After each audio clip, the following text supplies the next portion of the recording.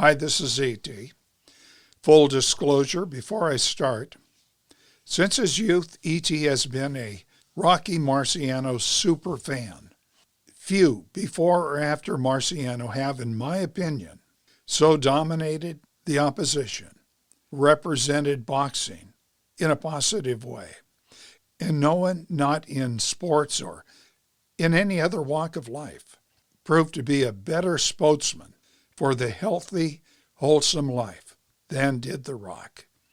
He was, to young E.T., a combination of Paul Anderson, Roger Bannister, Roy Rogers, even Bishop Sheen rolled together into one person. He was, in other words, a hero. But heroes of myth had failings. I'm thinking of Achilles, Odysseus, Icarus, even the Bible's Samson. And usually it's a case of the hero at first failing to go by the rules. The Greeks would call that hubris.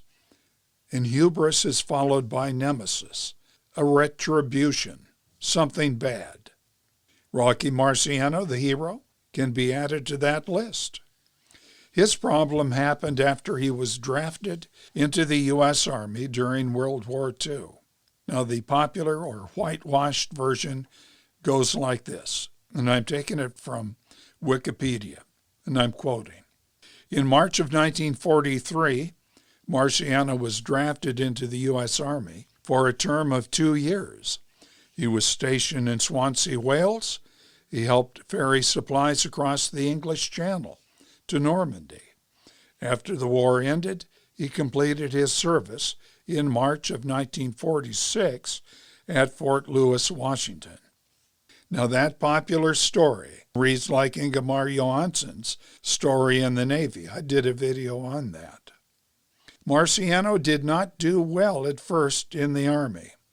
His commanding officer described him as untrustworthy, unreliable, no value to the Army. Now, that popular version skipped over almost 660 days, during which Rocky was in the brig. That was after he and another American soldier, both stationed in Wales, roughed up and stole from 2 Englishmen. Rocky got a dishonorable discharge, and he was sentenced to 7 years in the stockade. Now, that was later reduced to about 22 months, after which Rocky was reinstated to private and assigned to Fort Lewis near Tacoma, Washington, for the rest of 1946, and he received an honorable discharge. Now, postscript. E.T. several times read over the chapter dealing with Rocky's military service problems. They're set down in the book Unbeaten, Rocky Marciano's Fight for Perfection in a Crooked World. It's a great book written by Mike Stanton. Well, several things can be deduced from this story. Number 1, Rocky was, before and after that episode, loyal to family, friends, and country.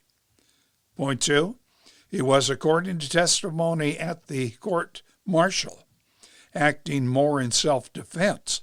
It was his Army buddy who got the much stiffer sentence, who was the real problem. Next point, Rocky's military record after being released from the stockade was unblemished.